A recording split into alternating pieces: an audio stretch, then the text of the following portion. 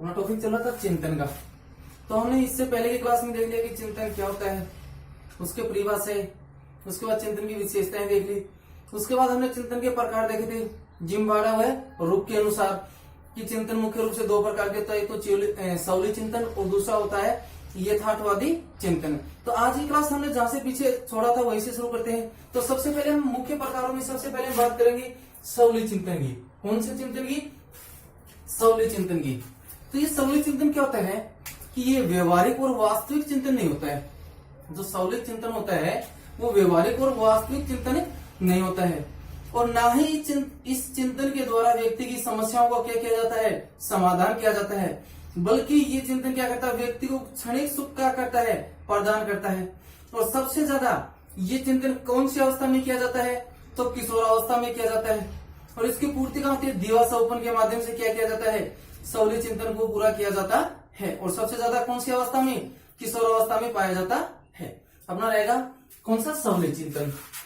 तो देखते हैं कि यह वास्तविक और व्यवहारिक चिंतन नहीं होता है, ना तो वास्तविक होता है और ना ही व्यवहारिक होता है।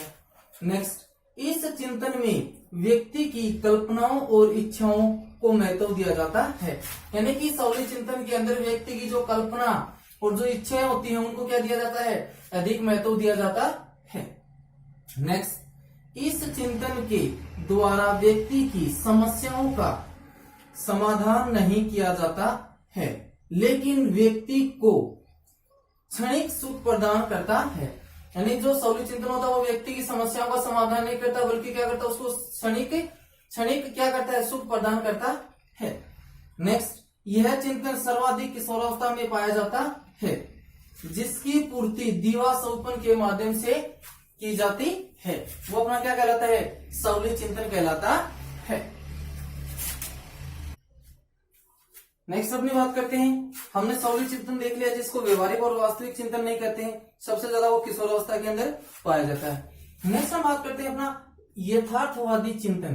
दूसरा कौन सा रहेगा अपना? जेम्बार्ड और रूप के अनुसार यथार्थवादी चिंतन।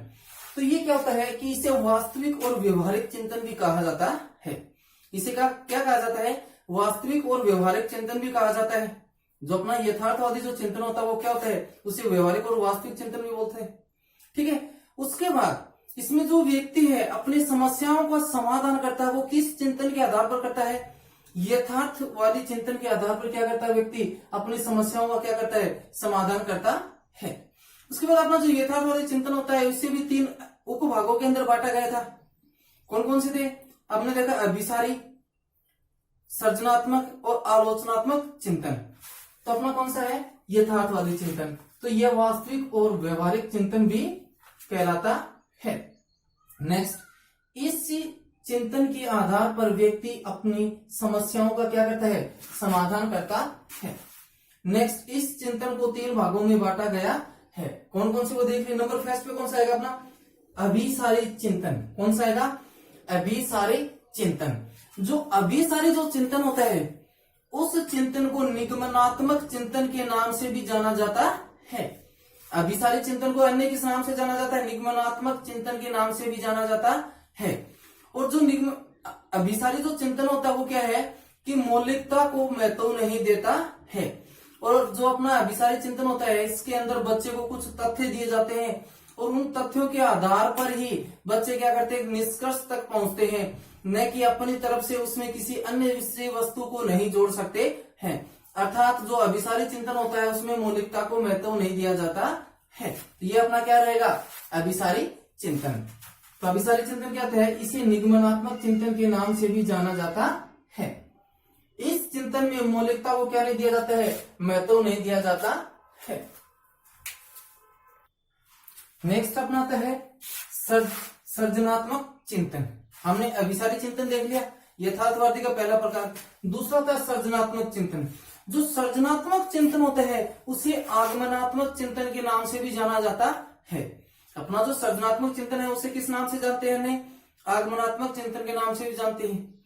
और अपना जो सृजनात्मक चिंतन होता है इसमें बच्चे की क्या किया जाता है, मौलिकता को महत्व दिया जाता है। मौलिकता को महत्व देने का मतलब क्या है कि जैसे बच्चे को कोई तथ्य दिया जाता है तो बच्चा उस तथ्य के निष्कर्ष तक पहुंचने के लिए क्या करता है, अपनी तरफ से किसी विषय वस्तु को क्या कर सकता है, उस निष्कर्ष में जोड़ सकता है। जैसे हम बच्चे को बोले कि विद्यालय पर एक निबंध लिखे, तो बच्चा विद्यालय पर निबंध लिखा, लेकिन क्या करेगा, वो अपनी सोच विचार के आधार पर नई नई चीजों का क्या करेगा, उसमें सर्जन करेगा। नेक्स्ट अपना आता है आलोचनात्मक चिंतन। नेक्स्ट अपना कौन सा आता है, आलोचनात्मक चिंतन। जो आलोचनात्मक चिंतन होता है उसमें क्या है, वाद विवाद तर्क वितर्क को क्या किया जाता है, शामिल किया जाता है। अर्थात इसमें बच्चे को जो तथ्य दिया जाता है, बच्चा उस तथ्य के ऊपर सत्य असत्य सही गलत इन सभी बातों का क्या करता है, निष्कर्ष निकालता है। और निष्कर्ष निकालने के बाद जो कथन सत्य होता है उसी को क्या करता है, बच्चा स्वीकार करता है। वो अपना क्या कहलाएगा, आलोचनात्मक चिंतन कहलाएगा। तो देखते हैं अपना सबसे पहले सर्जनात्मक चिंतन। तो इसे आगमनात्मक चिंतन भी कहते हैं या के नाम से भी जाना जाता है। नेक्स्ट, इसमें बालक की मौलिकता को महत्व दिया जाता है। ये अपना कौन सा हो गया, सर्जनात्मक चिंतन। नेक्स्ट मैं बात करूं आलोचनात्मक चिंतन। नेक्स्ट अपना कौन सा रहेगा, आलोचनात्मक चिंतन। तो इस चिंतन में तर्क वितर्क वाद विवाद को महत्व दिया जाता है। अर्थात इस चिंतन में बालक को जो भी तथ्य दिए जाते हैं, बालक उन तथ्यों के गुण दोष तथा सत्य असत्य होने की क्या करता है, जांच करता है। और बालक जो सत्य होता है उसी को क्या करता है, स्वीकार करता है।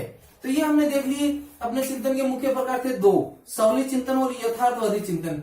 तो अपना जो यथार्थवादी चिंतन था उसके भी तीन भाग ये थे हमने, अभिसारी चिंतन, सर्जनात्मक चिंतन और आलोचनात्मक चिंतन। तो ये तो हो गया अपने मुख्य। अब बात करते हैं अन्य चिंतनों की कि अन्य कौन कौन से चिंतन होते हैं।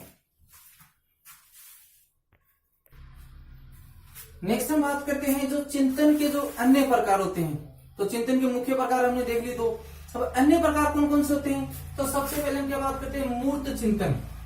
सबसे पहले क्या होता है, मूर्त चिंतन। वो चिंतन का क्या होता है, अन्य प्रकार होता है। तो मूर्त चिंतन का अर्थ क्या होता है कि बच्चा है वो किसी विषय वस्तु को प्रत्यक्ष रूप से उसको देखकर क्या करता है, उस विषय वस्तु के बारे में क्या करता है, चिंतन करता है, या उस विषय वस्तु का क्या करता है, ज्ञान को प्राप्त करता है। वो अपना क्या कहलाएगा, मूर्त चिंतन कहलाएगा। तो अपना मूर्त चिंतन क्या है कि इसमें बालक विषय वस्तु के प्रत्येक संपर्क में आता है और चिंतन की प्रक्रिया को प्रारंभ करता है। यानी विषय वस्तु को सामने देखकर या उसके प्रत्यक्ष रूप से सामने होती है, उसके बाद ही चिंतन की प्रक्रिया क्या होती है, प्रारंभ होती है। फिर विषय वस्तु के ज्ञान को क्या करता है, बच्चा प्राप्त करता है। यानी कि सामने किसी विषय वस्तु को देखकर प्रत्यक्ष रूप से देखकर ही बच्चा क्या करता है, ज्ञान को प्राप्त करता है या उस पर चिंतन करता है। वो क्या कहलाएगा, अपना मूर्त चिंतन कहलाएगा।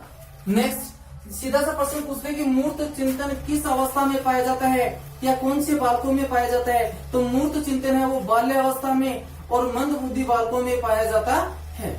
मूर्त चिंतन है वो किस में पाया जाता है, बाल्यावस्था और मंद बुद्धि बालकों में क्या है, मूर्त चिंतन की प्रक्रिया पाई जाती है। तो मूर्त चिंतन बाल्यावस्था और मंद बुद्धि बालकों में पाया जाता है। नेक्स्ट, जीन पियाजे का मानना है कि मूर्त संक्रिय अवस्था में भी बालक में मूर्त चिंतन पाया जाता है। यानी कि जो बालक की जो मूर्त संक्रिय अवस्था होती है उसमें भी बच्चे में क्या पाया जाता है, मूर्त चिंतन की प्रक्रिया पाई जाती है। किसका मानना है, जीन पियाजे का मानना है। नेक्स्ट अपना रहेगा अमूर्त चिंतन। नेक्स्ट क्या रहेगा अपना, अमूर्त चिंतन। तो अमूर्त चिंतन क्या होता है कि इसमें बालक विषय वस्तु के प्रत्येक संपर्क में नहीं आता है। यानी कि जो विषय वस्तु होती है वो बालक के सामने नहीं होती है, केवल कल्पनाओं और दिवा स्वप्नों के माध्यम से ही चिंतन की प्रक्रिया को प्रारंभ करता है और उसे जारी रखता है।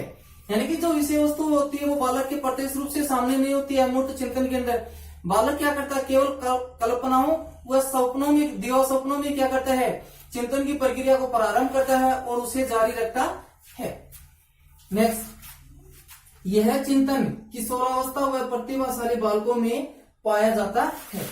सीधा सा प्रश्न पूछे कि अमूर्त चिंतन पाया जाता है किसमें, तो प्रतिभाशाली और किशोरावस्था में पाया जाता है। नेक्स्ट, कि जीन पियाजे का मानना है, जीन पियाजे का मानना है कि औपचारिक क्रिया अवस्था में भी अमूर्त चिंतन पाया जाता है। जीन पियाजे का क्या मानना है कि जो औपचारिक जो क्रिया अवस्था होती है बच्चे की, उसमें भी क्या है, अमूर्त चिंतन पाया जाता है। ऐसा किसका मानना है? जीन पियाजे का मानना है। नेक्स्ट अपना आता है अभिसारी चिंतन। कौन सा आता है? अभिसारी चिंतन। तो अभिसारी जो चिंतन है इसका प्रतिपादक कौन रहेगा? तो गिलफोर्ड रहेगा। यदि हमसे पूछे कि अभिसारी चिंतन का प्रतिपादक कौन है, तो कौन रहेगा? गिलफोर्ड रहेगा। नेक्स्ट, जो अभिसारी चिंतन है इसे परंपरागत और रूढ़िवादी चिंतन भी कहा जाता है। अभिसारी चिंतन को क्या है? रूढ़िवादी या परंपरागत चिंतन भी कहा जाता है कि परंपराओं से क्या है, चलता आ रहा है। नेक्स्ट, यह चिंतन प्रतिभाशाली बालकों में पाया जाता है। यानी कि जो अभिसारी चिंतन होता है वो कौन से बालकों में पाया जाता है? प्रतिभाशाली बालकों में पाया जाता है। नेक्स्ट चिंतन का प्रकार आता है अपना अपसारी चिंतन। कौन सा आता है? अपसारी चिंतन। और बात करूं प्रतिपादक की, तो इसका प्रतिपादक भी कौन रहेगा? गिलफोर्ड। अपसारी और अभिसारी दोनों ही चिंतनों का प्रतिपादक कौन रहेगा? गिलफोर्ड। तो अपना जो अपसारी चिंतन है इसे आधुनिक चिंतन भी कहते हैं। अपसारी चिंतन को क्या कहते हैं? आधुनिक चिंतन भी कहते हैं। नेक्स्ट, इसमें मौलिकता और जिज्ञासा प्रवृत्ति को महत्व दिया जाता है। यानी कि अपसारी चिंतन में क्या है? जिज्ञासा और मौलिकता की प्रवृत्ति को क्या दिया जाता है? महत्व दिया जाता है। नेक्स्ट, अपसारी चिंतन सृजनशील बालकों में पाया जाता है। अपसारी चिंतन को कौन से बालकों में पाया जाता है? सृजनशील बालकों में पाया जाता है। नेक्स्ट अपना आता है प्रत्यक्षात्मक चिंतन। नेक्स्ट अपना कौन सा आता है? अन्य चिंतन में प्रत्यक्षात्मक चिंतन। और जो प्रत्यक्षात्मक जो चिंतन होता है इसमें क्या होता है कि इसमें चिंतन में पूर्व ज्ञान, पूर्व अनुभव और पूर्व अनुभूतियों को महत्व दिया जाता है। यानी कि अपना जो प्रत्यक्षात्मक जो चिंतन होता है उसमें पूर्व ज्ञान, पूर्व अनुभव और पूर्व अनुभूतियों को क्या किया जाता है? महत्व दिया जाता है। नेक्स्ट, इस चिंतन में समान परिस्थितियों में बार बार समान व्यवहार को लागू किया जाता है। यानी कि परिस्थितियां भी कैसे रहेंगी? समान, और व्यवहार भी कैसा किया जाएगा? बार बार एक समान व्यवहार को क्या किया जाएगा? लागू किया जाएगा। तो कौन सा चिंतन होगा अपना? प्रत्यक्षात्मक चिंतन। नेक्स्ट और लास्ट अपना चिंतन आता है तार्किक चिंतन। कौन सा आता है? तार्किक चिंतन। तो तार्किक चिंतन है इसका प्रतिपादक कौन रहेगा? तो जीन पियाजे। अपना जो तार्किक चिंतन है उसका प्रतिपादक कौन रहेगा? जीन पियाजे। तो जीन पियाजे का मानना है कि जो तार्किक चिंतन होता है वो क्या होता है कि सबसे उच्च स्तर का क्या होता है? चिंतन होता है। ये क्या होता है कि ये सबसे उच्च स्तर का क्या है? चिंतन है।